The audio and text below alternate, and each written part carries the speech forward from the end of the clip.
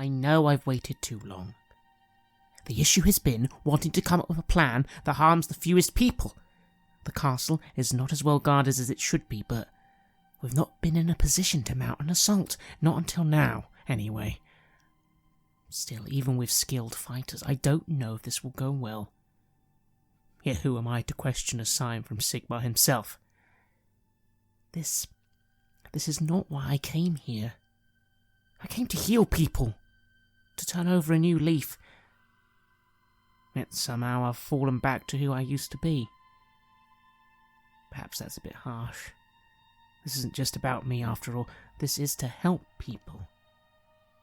Been suffering so badly for so long under these tyrants. I've suffered too. I don't know if these people truly are in the service of ruinous powers, but I do know that they no longer care for the people. That is, if they even still live. No one's even seen most of these Wittgensteins, bar the lady and a demon of a henchman. Not for a very long time, anyway. Perhaps none of that matters anymore. These friends of Kruger's, they're naive and a little full of themselves. But perhaps they are going to make a difference. So, okay. Time to make a plan. I hope you can hear me, Rhea, when I say all I wanted was justice and peace. But sometimes it seems a sword is the only way to get those things. I really wish it wasn't. This is Red Moon Roleplaying. The three of you begin to sit down. The company, however, might not be to everyone's tastes. Eltka Herzen, this strange wizard with her red hair and her cloying perfume, is seated just a few steps away from you. Before you sit at said fire, Sigrid pulls you over Kruger and quietly whispers, "Listen, any other day, this person that got brought to the camp, well, I mean, we'd be killing them already. But this is a very hectic day, so if they really are a wizard, that could be really helpful. But again, if you don't trust them, well, just nod and we'll take care of them. Although, in a way, if you don't trust them, Kruger, well, I'd rather they got an arrow later than my men, if you get my meaning." Oh, yeah, no, there's definitely no trust here, but I see what you mean there. They might be of use, and there's going to be a lot of violence coming up, and who knows, accidents can happen, perhaps after they've been useful. Exactly. Alright, well, just be careful. And Sigrid steps away, and it seems you've been given some privacy. You can see that there are a bunch of people about, men and women, crossbows at the ready. The two guards, the ones you remember, Siegfrieda and Heinrich from the tower, are kind of looking very uneasy at all this. And then there's that man, the man from the damned coach journey, so long ago now, just sort of wringing his hands together. You see him briefly speaking to Herzen, something along the lines of, This is a terrible idea. And then her saying, "Shut up, just shut up and let the adults do the talking." And you see him quietly fume, very similar, Siegfried, to how he quietly fumed way back on that coach at your jester comment. Still, she goes to sit, and gestures for you to sit as well. What do the three of you do? Oh, so long ago that such a comment was made, and yet this person really holds a grudge. He really does seem the type, you think to yourself. I'll take a seat and smile a false smile at Herzen. I am fully prepared for the possibility that we have to take this person out. She's been dogging my existence, and there's only so much that I can put down to coincidence.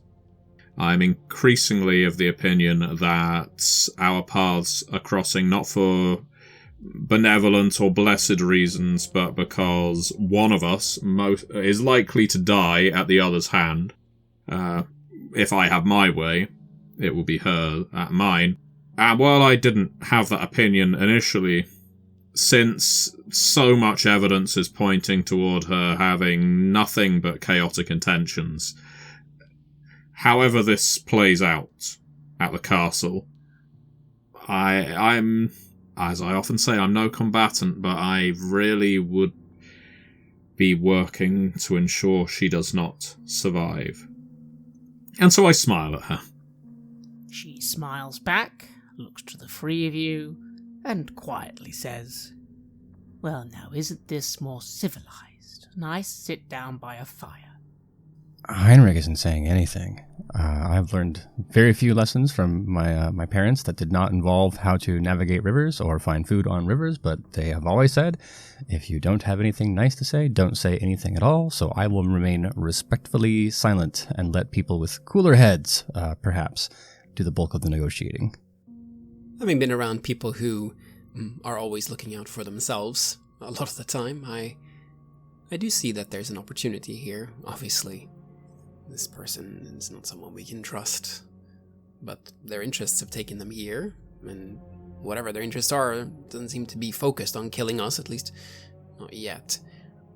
So I see this for what it is. It is an opportunity for some extra help. And as I just said to Sigrid, accidents happen at, the battlefield, and I would be very surprised if she leaves this place alive, ultimately. But I just smile at her and kind of wait for her to speak, because, well, it was she that wanted to parley after all. She pauses for a moment. She looks over at you very intently, Heinrich, and then at Siegfrieda, and then at Kruger.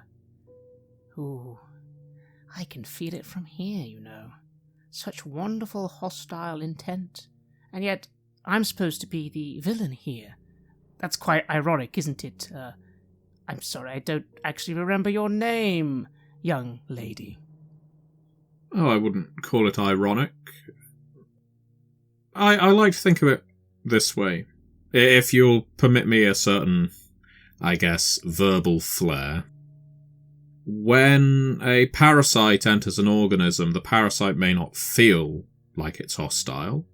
It's trying to survive, but by being there, it's weakening, sickening the entities that surround it, the life it keeps afflicting, and so the parasite may well resent that it needs to be extracted, burned out, or cured with some medicine, but that doesn't mean that the person removing the parasite is by nature evil.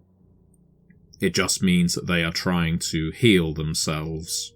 And maybe others around them. We wouldn't want a parasitic infection to spread, would we? I can see your metaphor.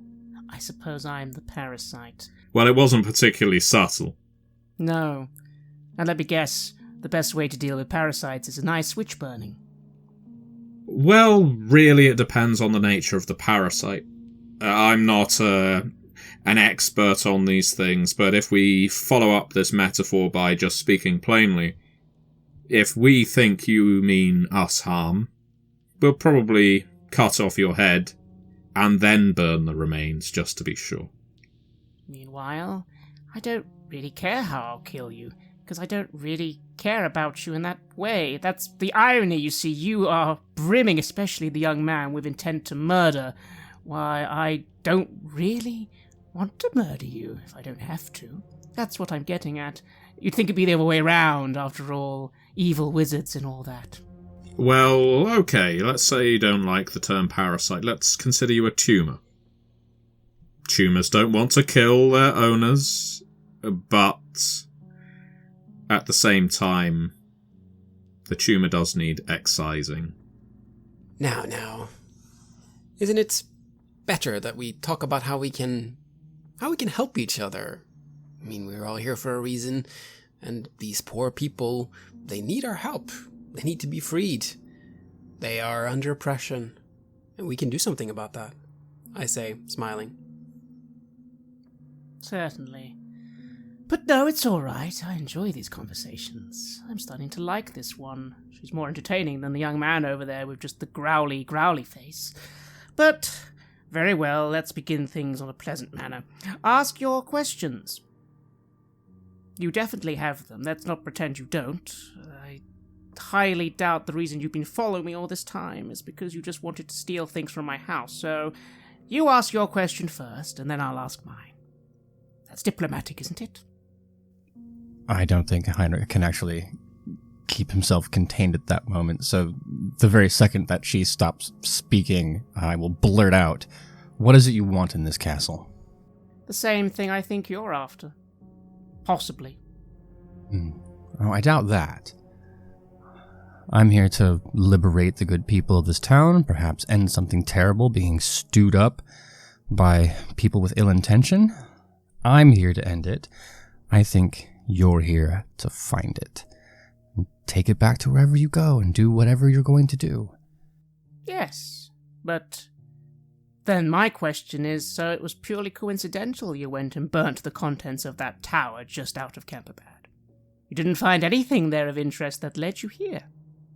Unfortunately, Heinrich isn't smart enough to lie on his feet this way, so she has him pegged. There'll be a nervous furtive glance over to Siegfrieda and over to Kruger. Hey, buddy, bail me out of this story we're telling real quick.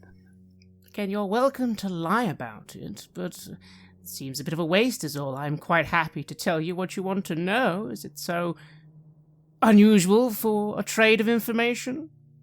I think I know what you did in that tower, but a confirmation would be nice. I don't see why we need to give you anything. I don't see what you have that we desperately need. So you really have just been following me for random whims? Oh, okay. I, for some reason, thought there was something you wanted from me, hence the following me, which, again, young lady, I know you've been following me. Come on now, we can admit that. Since Bogenhafen. Oh, what a pleasant coincidence. If this were a stage play held in Bogenhafen, it would be a farce. No, I've always felt like, at first I thought it was random coincidence that was making us cross paths, but I have since become convinced that either you intended us harm, or that the gods are interfering in our trajectories.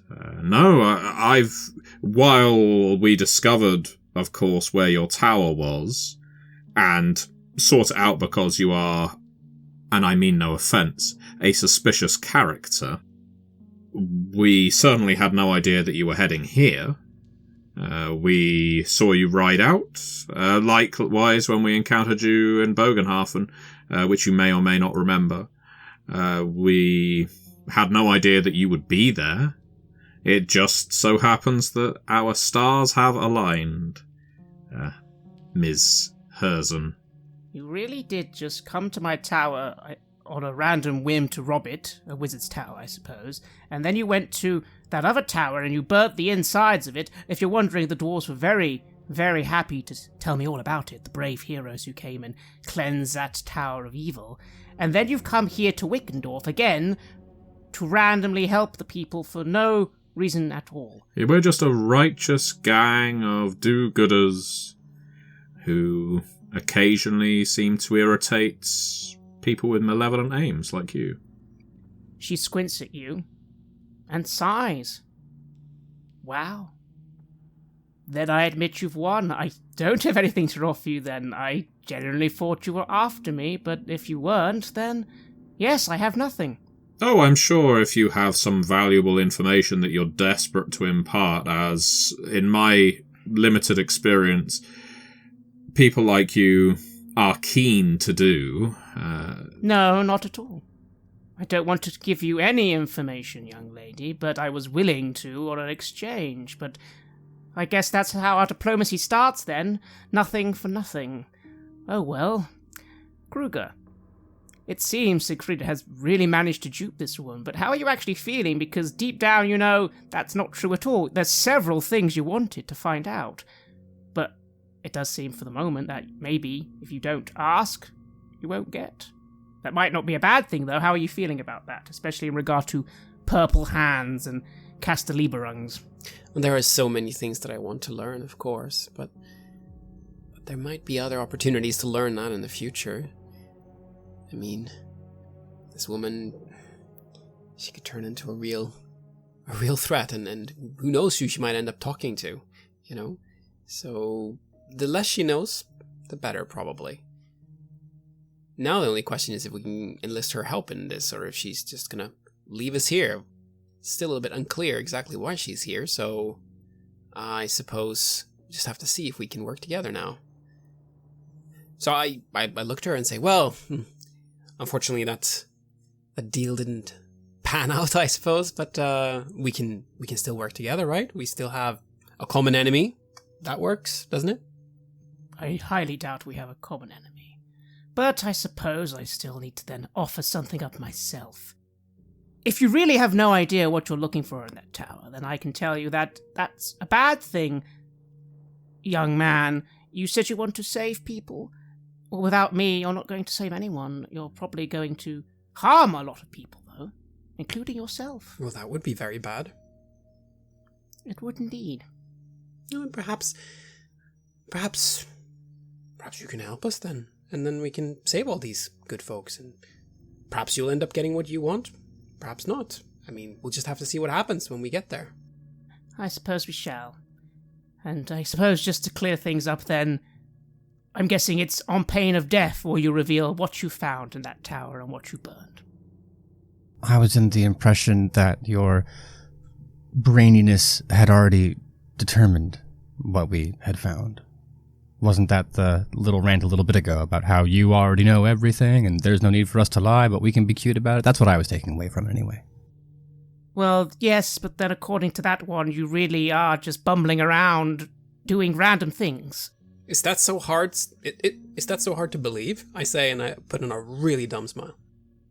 Yes, it is, that you came here, of all places, that you came here randomly. Right after going to that tower. Look, it was the power of friendship that drew me here, alright? It wasn't random. Not to mention then the young lady specifically having kind of bumped into me 3 times now. Oh, so my house was robbed. You know what? It's fine. I get it. Alright then, let's pretend that you don't know why you're here. There's something I want, and I can remove it safely. You can't. Well, that might seem useful then. Yes. So, in exchange for allowing me to partake of that item to remove safely, I am willing to do whatever you want with this. What was the young lady saying? It sounds like you're going to lay siege to a castle. Yeah, that was the idea. You able to throw some fireballs or something like that to help us out? She grins a little and says, yes, I might be able to throw a fireball or 2. Well, we'll make sure we're standing behind you then. Well, I think we can make this work, can't we? Certainly. If there is something, Miss Hudson... I'm sorry, I've been referring to you as Miss. Would you prefer lady, madam? Whatever you prefer, my dear. This witch is... No. I'm a wizard of the Celestial Order. That's the one thing. Don't go around throwing around the word witch. It leads to people burning things. Well, it's clear that Miss Hudson wishes to claim something of value from this castle, and I don't see any reason why we should get in her way. And if that means that she is going to disable various, let's say, traps and guards and obstacles in our path, then all power to her. Why would we interfere with that? Because you think that you are, I don't know, the heroes of the story, and that the thing shouldn't be in my hands, and that you know what to do with it. Maybe you'll even hit it with a sword or something like that, and then you'll save the day. I shrug and poke the fire with a stick. Heroes, villains, it's all so relative, isn't it? We just want to help some people, you know? And help ourselves at the same time. It's what life is all about, isn't it? Yes, the one over there scowling at me is definitely just here to help people. One question for you, my dear lady. You never struck me as the religious type. And what's your question? Well, you just seem like a thinker is all. Isn't it funny? Again, the one over there, I'm guessing who'd love to burn me in the eyes of Sigmar. I've been looking around this village. I haven't seen Sigmar anywhere. It's kind of funny, isn't it? Well, I was taught something at a very young age by the bastard that raised me. That the gods exist, but they owe us nothing, and in turn, we owe them very little. But if we do things that the gods appreciate, while they may not intervene to protect us or to make us whole or save us at the event of death, they will smile. And sometimes that's all you need. Sometimes we just need to interpret signs, don't we? A smile from the divinities, or a shrug, or a scowl, and that can act as a lodestone to guide us in a certain direction. For example, we keep crossing paths. What does it mean? Does it mean we're destined to work together, to fight each other, to be a romantic entwinement in each other's lives? I somehow doubt that, but it means something. I am a thinker, but I'm not one to just dismiss repeat coincidence as nothing but repeat coincidence. On that we can agree. It's almost as if your life has taken a certain change. It's funny, you know, because I do remember when we first met, that man, he really didn't seem the sort who would just let a person such as yourself go. Unless something very drastic changed, She gives you a very close look.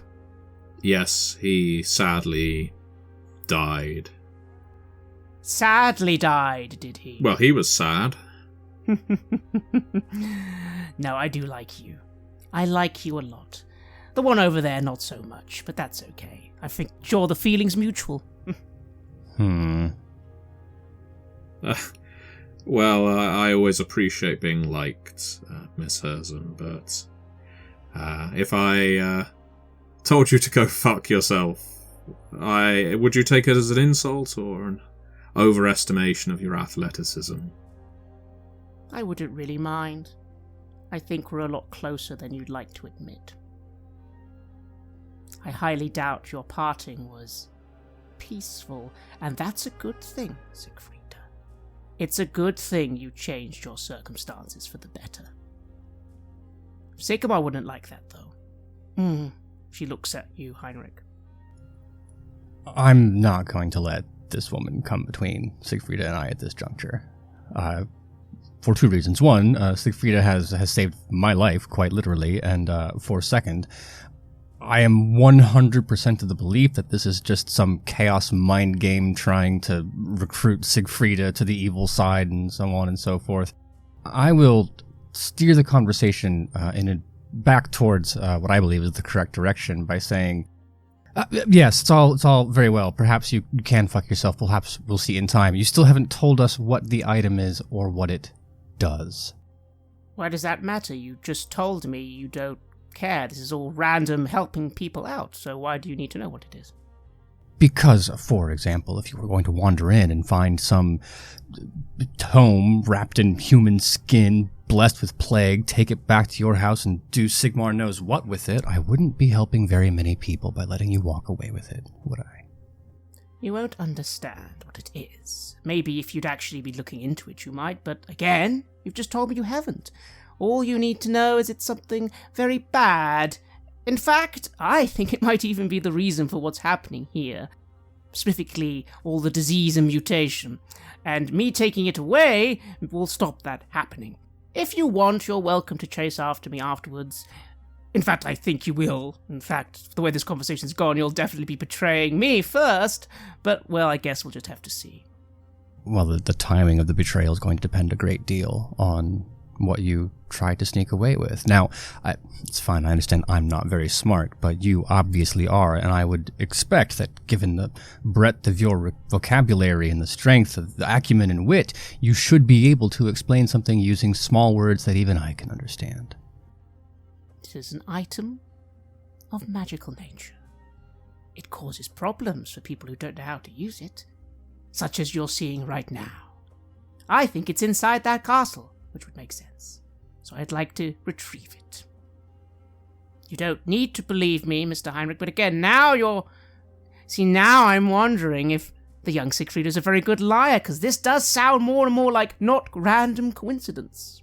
If you really care about this thing so much, you said you care about the people and saving this place, which you don't need to know what the item does or is to know that, just that it will be gone.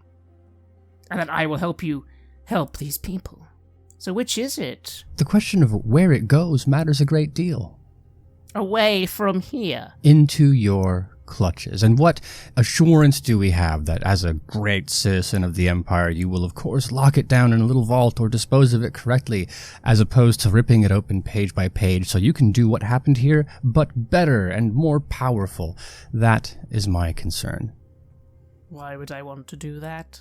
You think I want to go to a random hamlet somewhere and randomly cause some disease in some people? I wouldn't put it past you. Oh? Again, come on, come out with it. You've been following me for a reason. You think things about me. Darlings, you don't think random, unless of course it's just standard wizard, oh, all wizards are evil. Aren't you? I think I'm going to roll cool to see if Heinrich can just keep it inside. So that's a 98. Then you fail. Yes, not only is she irritating you, but it's mainly because she's right. Siegfrieda seemed to have really successfully completely made it seem as if you were random adventurers, and you kind of realize that, shit, you have been kind of making it sound like there is something you actually want from this person. Damn! And that makes it even more annoying. Oh, I mean, bold of you to think that Heinrich's operating on that level. At this point, she's just needling him, and Siegfrieda's the one who has the lie together. Heinrich's been staying quiet for a reason. So as she continues with, oh no, but there's actually a reason. What is the reason, Heinrich? Dumb little Heinrich. He just blurts out, it's because your hands are purple. If you catch my meaning. And I've seen what people like you do with that kind of power in the sewers of Bogenhafen. So no, I'm not inclined to let you wander away with something that will let you rip some creature out from beyond the stars and dump it off on innocent people, all so you can increase your ration of wizard power or look good at your wizard club, whatever it means. There we have it. Fascinating. A purple hand and the sewers of Bogenhafen. She looks to you, Kruger. Oh dear. I really want to know what you're talking about, but you're not going to tell me. I suppose that will have to do, though, but at least, yes, you are working for someone, possibly witch hunters, and you have been after me. Good to know. But yes, purple hand, interesting. What an interesting turn of phrase. And again she looks at you, Kruger. I just look back at her. This is all very, very interesting, but there is a town that needs saving, and we're not really saving it by sitting here. No, I suppose not, and eventually that poor young man is going to explode and set fire to me himself, I imagine, like any good Sigmarite would do. So all right. We have our deal. I'm going to get what I want, and in turn I will help you, but I guess we'll see what actually happens when we're in the castle, won't we? Well, that's what's exciting about life. You never know what's going to happen. Especially chaos. No. All right, then. Disappointing, but at least talking to you, young lady, was fun. After all, she leans in close as she stands up. He has blessed you, whether you want it or not. And then she walks away back to her retinue. It seems the negotiations are concluded. Well, leaning into the other two. I'm not making a mistake here, am I? We can let her go on ahead and then just cut her to ribbons. Oh, absolutely. Oh, good, yes. I don't want us to feel like we're honor bound to let her go. She's an evil wizard. Come on. Good. I just wanted to make sure, Yes, so I look around to see what is happening in the camp here. I mean, obviously, the arrival of this person has caused quite a lot of commotion. And I'm seeing what's Hilda, what's Sigrid, what's everyone doing? Are they getting ready for the big siege, or what's going on? They do indeed seem to be prepping for something, and as you're looking around, Sigrid comes over to join you by the fire, along with that older man who was also in her tent. It was the scruffy-looking fellow. And she says, Alright, so is it actually a wizard, and can we use them, or should we try and shoot them now? It is actually a wizard, yes, and they're really up to no good, but, well, for at least the initial parts of this, our goals will align, and she wants to take whatever's in the castle, the thing that's making everyone sick, whatever it is.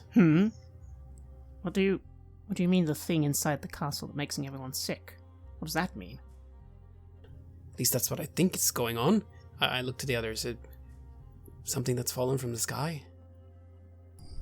I don't know where it came from. It's some kind of chaos plague thing, or evil tome, or magic rock, whatever wizards get themselves into. She thinks it's not natural and it's not an accident that people in the castle are mucking around with things they don't understand, and that's what's causing all of this. I mean, that's pretty much how I would describe it as well. Ultimately, whatever it is shouldn't be in anyone's hands, let alone unschooled or evil individuals. And I don't necessarily class us as any better than unschooled, but we would certainly remove it from your community, one way or another. Sigrid looks very concerned and nods her head. By the gods. Okay, we don't have time to actually clarify any of that. It's not important, or maybe it will be, but okay, hang on. Come to the tent. We need to discuss the actual plan to save people, and we'll worry about this, I suppose, if it even works in the first place. That's good thinking, yeah. We'll get to that when we get to that. We'll burn that bridge when we get there. Exactly. So you're led back into the tent.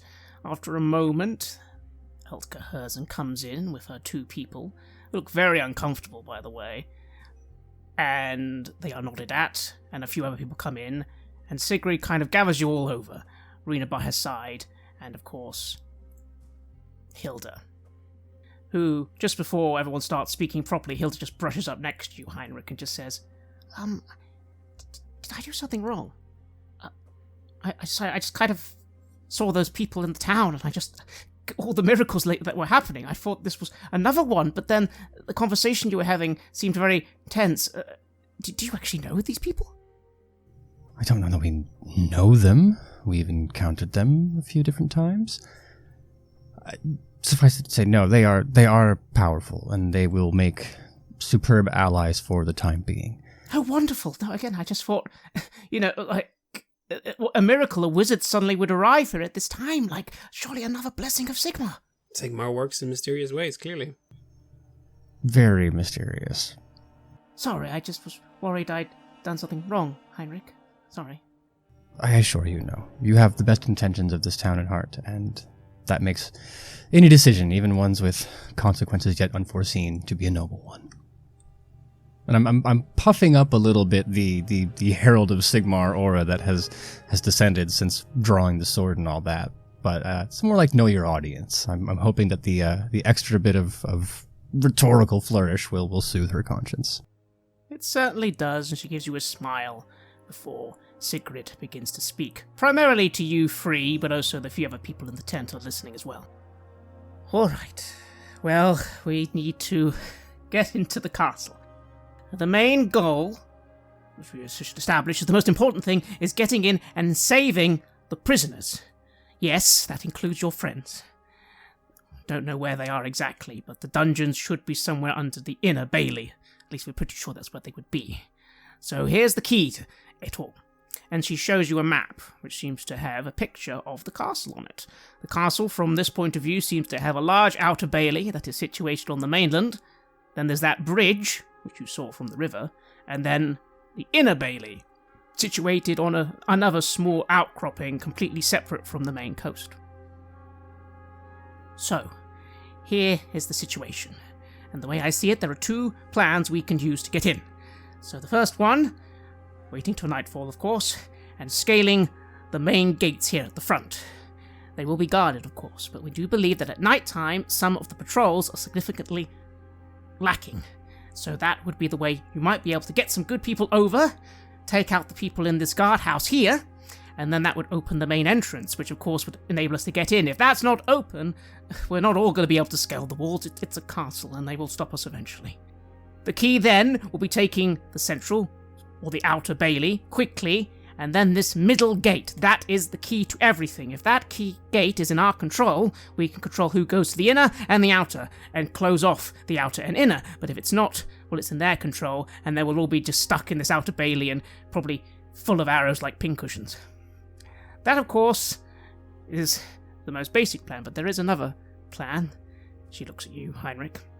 Though it's significantly more dangerous, in a way. These tunnels, well, we believe there's a tunnel system underneath the outer bailey, part of the natural landmass. Caves, if you will.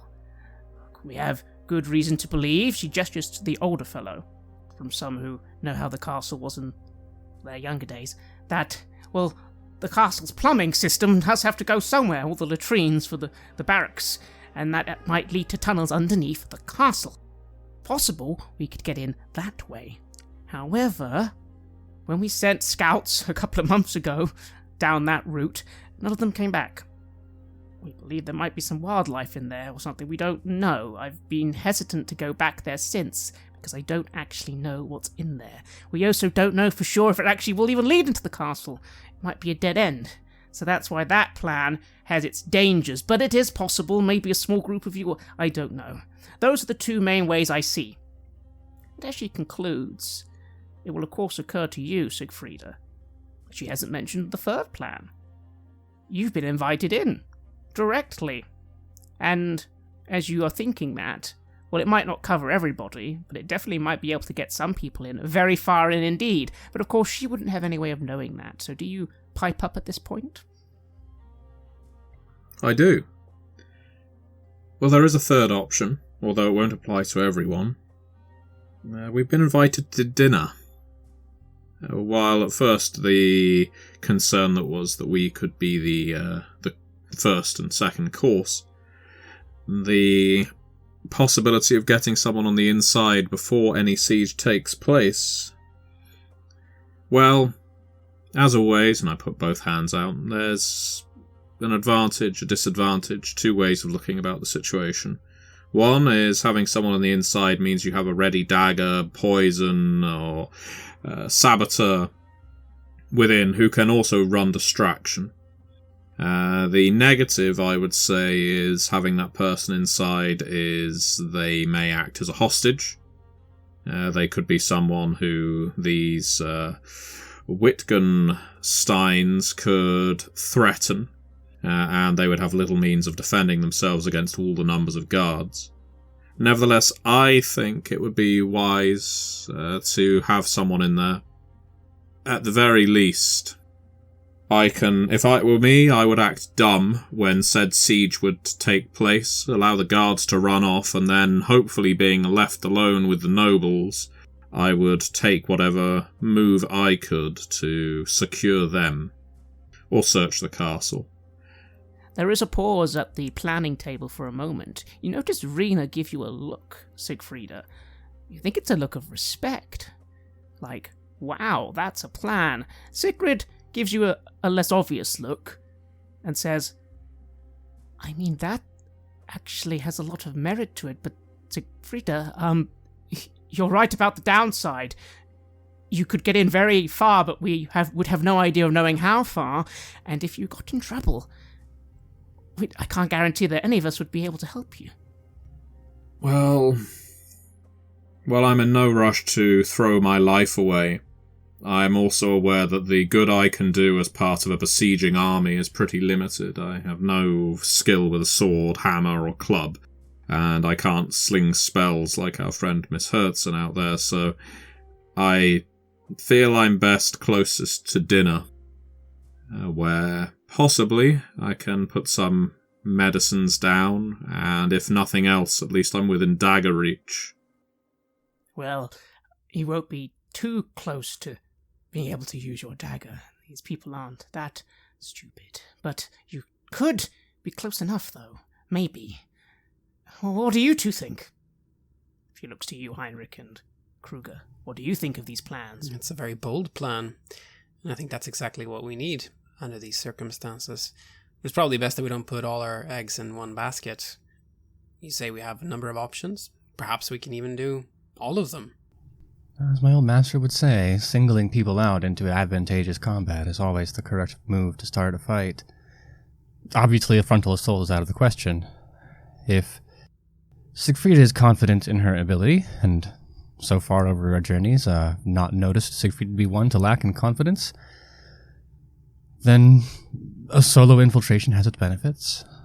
I'm not thrilled about the idea of crawling through a stinking sewer infested with Sigmar knows what, but again, the odds of standing outside those castle walls, and wizard or not, it's going to go badly. So what are the three of you suggesting? Are you suggesting perhaps that Siegfrieda begins this solo infiltration at the time allotted, and in the meantime, Kruger and Heinrich, you would lead a group through these possible sewers? Indeed. I feel like that's the case, yeah. And with our wizard friend perhaps hurling fireballs at the walls. Yes, a distraction. The wizard in question chuckles a little from behind you and nods. Yes, I could cause a distraction, and I could even help some of my own people over those walls. They could get you that front gate nice and quickly. That's very considerate of you.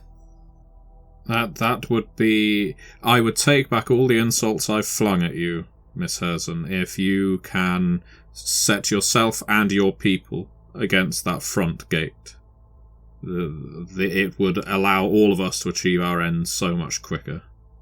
Of course it would. You seem to forget I, unlike you three, actually do as I say. I want to get in the castle. Why wouldn't I do it in the best way possible? Well, exactly. You've got a point there. I am sorry that the two of you are going to be trudging through sewage for the second time since our first meeting, while I'm eating and drinking wine. It does sound dreadful. Oh well. I wouldn't be so sure, Siegfrieda. We have no idea what you will encounter. But all right. In that case, I'll give you 10 of our people, and you two can lead the way through the sewer entrance. Hopefully you'll be able to get in, and if you can get in past the walls, well, maybe you could even get to the central gate quicker. That's the key, you see. The front gate's one thing, but it's that central gate. If we can control that, we control the castle. Well, to a point, obviously. Again, we know most of their forces are in the outer bailey. We don't really know what goes on in the inner bailey, though. We can't get any scouts out there. I have a feeling we're going to find out. All right. And then the wizard, you'll help the main party. And don't worry, I'll be there with the main party, she says quietly to you, Kruger. And when we get down the front gate, hopefully we can time this all together. We might need something like a signaling device. And then the old man comes forward and looks to you, Kruger, and says, "Here, lad, got a whistle here. Take this.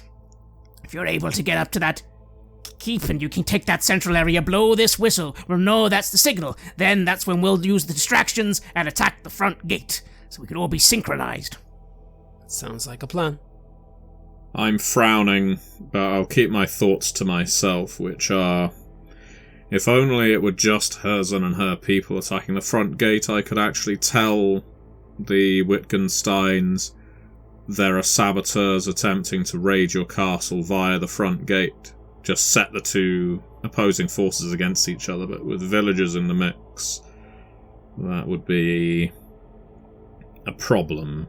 It certainly would, and it does seem as if the goal is for the main bulk of the villagers to attack via the front. Yeah, I don't think I'd be able to get them taking the sewer path without Herzon feeling very suspicious about my motives, so I'll put a line through that plan. Indeed. So, the plans are drawn up. It seems you have a possible approach here. Heinrich and Kruger, you with 10 people, enter these supposed tunnels or caves under the castle, hoping to find a way in, which might be very stealthy indeed, although you are warned that there may be dangers that you cannot foresee. Siegfrieda, you on the other hand, at the same time, roughly, will be approaching the castle nice and bold to accept that invitation for dinner. Again, you might get very, very far into the castle. You are invited after all, but who knows what dangers will await. Meanwhile, a group of villagers will be ready at the front gates to take them and siege the place quickly, getting those gates open, it seems, to attack the outer bailey, while a wizard, it does seem, will actually be providing help. That might not happen, of course, but if it does, you can't deny, a couple of fireballs would be very, very useful. Is there anything you'd like to add to this plan, Siegfrieda, Kruger, or Heinrich, or do you feel ready to start preparing for it? Ready as I will ever be. Agreed. Not excited for a sewer, but needs must. Then the camp begin preparing for the eventual nightfall. You are, after all, told that all of this has to wait till tonight. You cannot do this during the day. The sky outside is dark and cloudy, and then just as you're making your preparations, for a moment there's something weird happens. There is a slight tremor in the ground. The whole camp looks a bit confused for a moment, but not too confused.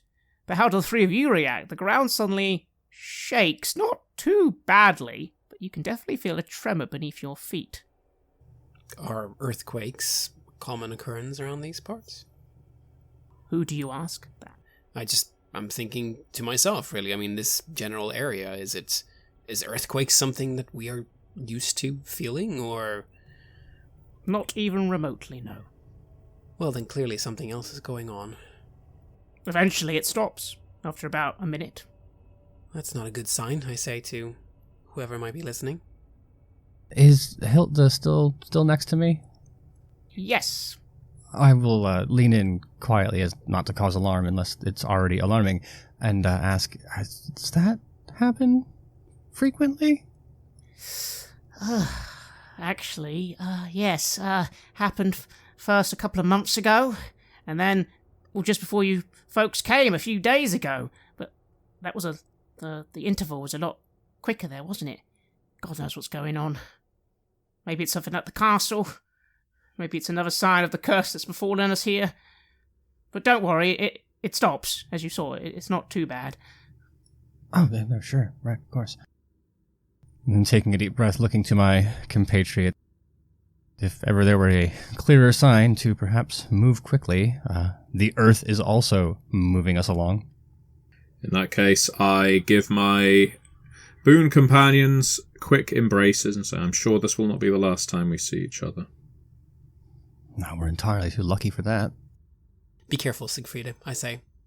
And if they ask, I'll have the chicken.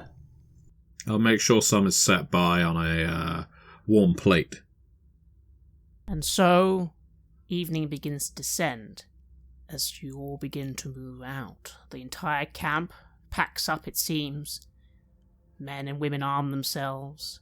You see briefly Heuschober speaking with her two mercenaries.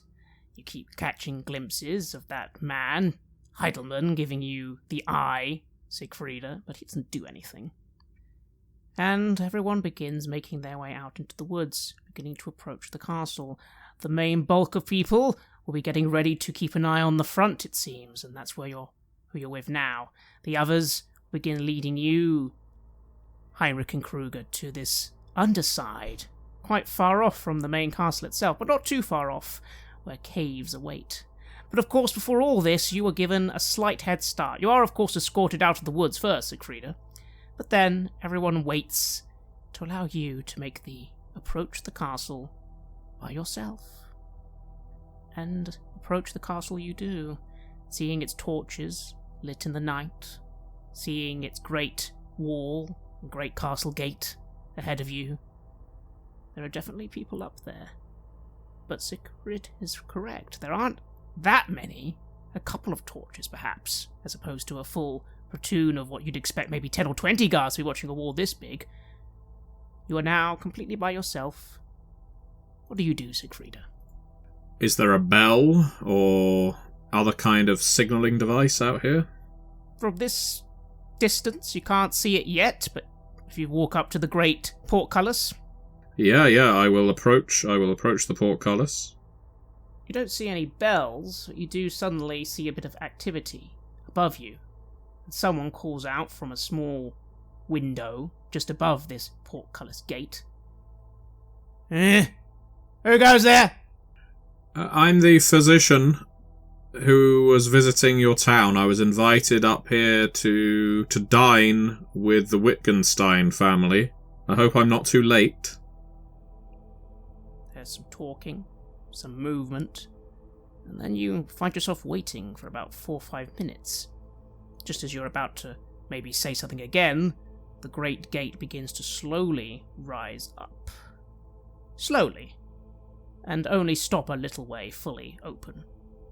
A platoon of 10 guards meet you, all their faces covered with dark helms. Some of them have crossbows, some of them swords and shields, and one of them has a very strange face on his helmet. You recognize this man from the village. He comes forward, holds his men to wait a second. Did not expect to actually see you. Where's your lovely little mercenary friends, Miss Doctor? Well, they don't really know the family. Well, shall we say they're a little more suspicious than I am? Suppose you better come in then. Well, I'm here also to tend any injuries or provide any medicine you might need.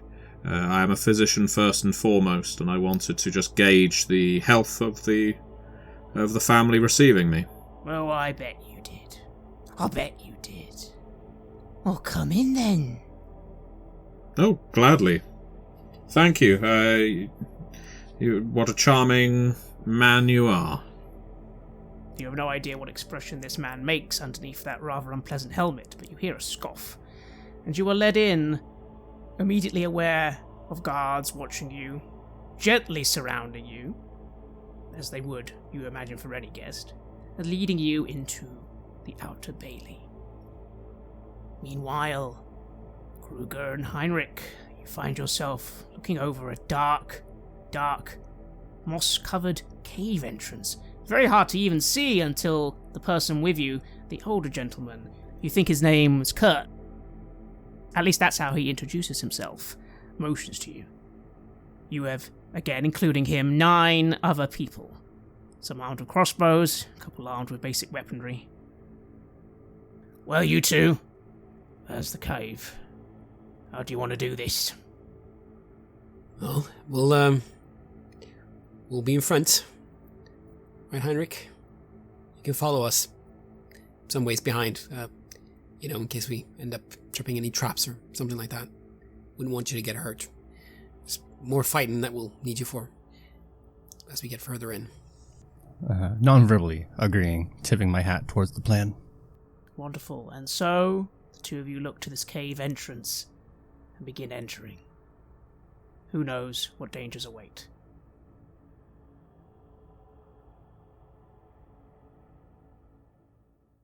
You have listened to an episode of Red Moon Roleplaying, where we play the legendary campaign The Enemy Within for Warhammer Fantasy Roleplay 4th edition, published by Cubicle 7.